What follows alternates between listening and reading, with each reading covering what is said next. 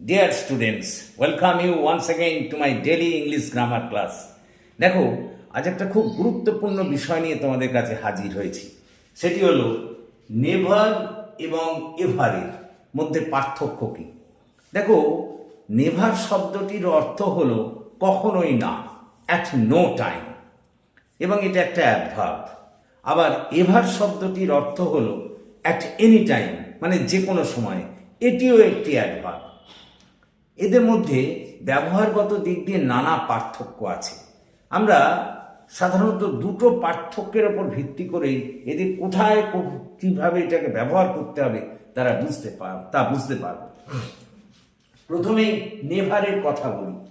দেখো, যদি কোনো বাক্যে কখনো না এই অর্থ বোঝায় এবং বাক্যটা যদি একটা সেন্টেন্স হয়, সাধারণ সেন্টেন্স হয়, তাহলে জানবে সেখানে কিন্তু চোখ কান বুঝে নেভার হবে। যেমন দেখো, আমি এখানে বলেছি I have never mate A Sage on the road.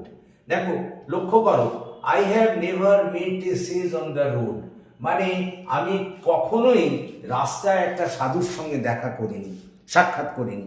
তাহলে দেখো, এটা একটা সাধারণ বাক্য, অবশ্যই স্টেটমেন্ট বাচক বাক্য। সেই কারণে দেখো, এখানে আমরা কিন্তু নেভারকে ব্যবহার করেছি। আবার এভার শব্দটার কথা বলি। এভার শব্দটার অর্থ হলো অ্যাট এনি টাইম। যদি কোনো বাক্যে যে কোনো সময় বোঝায়, তাহলে সেই সমস্ত ক্ষেত্রে বাক্যটা যদি প্রশ্নবোধক হয় এবং যে কোনো সময় বোঝায়, তাহলে সেক্ষেত্রে এভার হবে। দেখো, আমি এখানে লিখেছি do you have time in your disposal.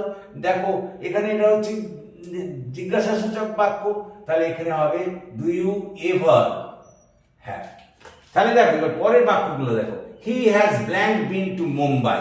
এটা একটা সাধারণ বাক্য, আমি বলেছি সাধারণ বাক্যের ক্ষেত্রে নেভার হবে, কথাটা বোঝো। তারপরে do you have attention on your study, এটা জিজ্ঞাসাসূচক, তাহলে এভার হবে। তারপরে দেখো, Rina has drunk in life, এটা সাধারণ বাক্য, তাহলে এটা নেভার হবে। তারপরে দেখো, Tuhina has eaten her dinner so early in the evening, এটা দেখো কি, এটা সাধারণ বাক্য, নেভার হবে। তারপরে দেখো, এটা পরেরটা দেখো, have you taken my advice, এটা প্রশ্নবাচক বাক্য, তাহলে এখানে এভার হবে। তারপরে has Ramen been to new york in his life, দেখো এটা প্রশ্নসূচক, অতএব এখানে এভার হবে। ক্লিয়ার? তো আশা করি তোমরা বুঝতে পেরেছো। Thank you for watching and listening.